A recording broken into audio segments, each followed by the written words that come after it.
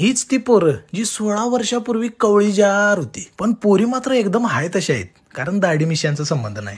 आज 16 वर्षानंतर आमची शाळेची बॅच आम्ही भेटणार आहात. चला आम्हाला कोण ओळखते का बघूया. बहुतेक मी एकटाच बिनकामाचा होतो, त्यामुळे सगळ्यात पहिल्यांदा पोहोचलो. शाळेत सरांच्या लाताबुक्या खाल्ल्यानंतर पण एक चेहऱ्यावर स्मित हास्य असायचं. ते इतक्या वर्षानंतर अजून तसंच आहे. जशी एकत्र सगळी जमलीत तशी मग फोटोग्राफी सुरू झाली आणि फोटोग्राफीची जबाबदारी याच्यावर पडली. शाळेतलं मुलं विरुद्ध मुली जे काही भांडण होतं ते आज आम्ही मिटवून टाकलं. सरांना एकमेकांची नावं सांगणारी सगळीजण एका घोळक्यात फोटो काढत होती. खिचिक खिचिक खिचिक.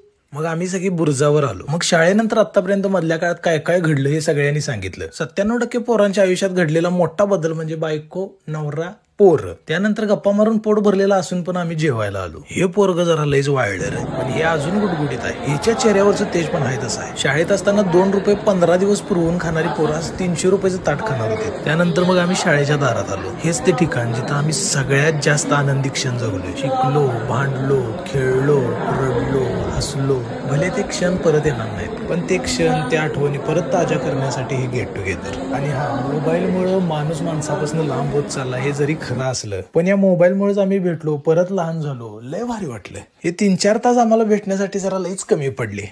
पुन्हा लवकरच भेटू.